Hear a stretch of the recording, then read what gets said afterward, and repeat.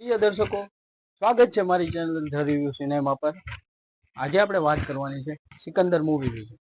તો તમને બધાને ખબર જ હશે કે મૂવીનું પોસ્ટર રિલીઝ થઈ ગયું છે અને એના વિશે આપણે વાત કરવાની છે અને ટીઝર વિશે પણ આપણે વાત કરવાની છે। તો આ વિડીયોમાં છેલ્લે સુધી બન્યા રહેજો। તો ચાલો શરૂ કરીએ।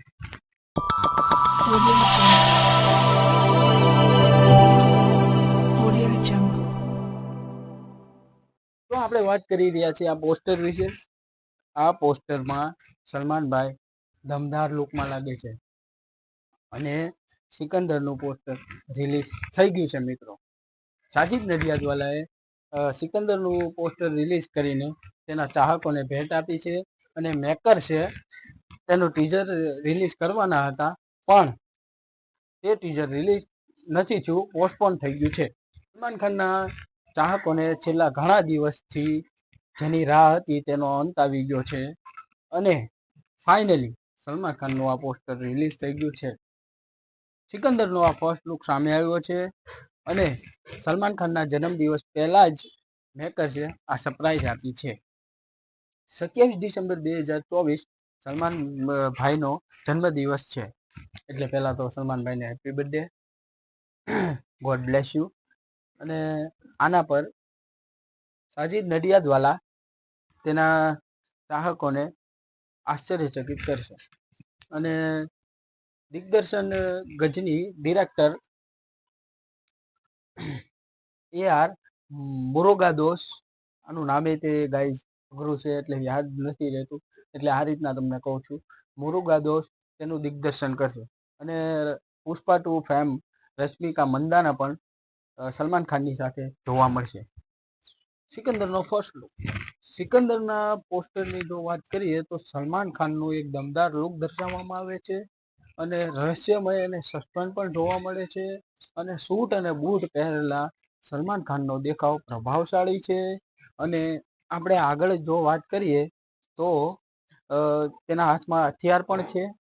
એ હથિયાર જોઈને એવું લાગે છે કે ભાઈ ફૂલ એક્શન મોડમાં દેખાય છે અને જો આપણે આગળ વાત કરીએ તો એ બધું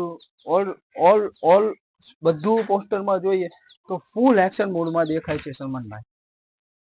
જો આપણે ટીઝરની વાત કરીએ તો સલમાન ખાનનો આજે બર્થડે છે અને આજે ટીઝર રિલીઝ થવાનું હતું પણ તે થયું નથી, તે પોસ્ટપોન થઈ ગયું છે। તેની આપણે આગળ વાત કરીએ તો મિત્રો, સિકંદર એ સલમાન ખાન અને સાજિદ નડિયાદવાલાની 2014ની બ્લોકબસ્ટર મૂવી પછીની આ પ્રથમ મૂવી છે અને સાજિદ નડિયાદવાલાની ડેબ્યુ મૂવી પણ છે।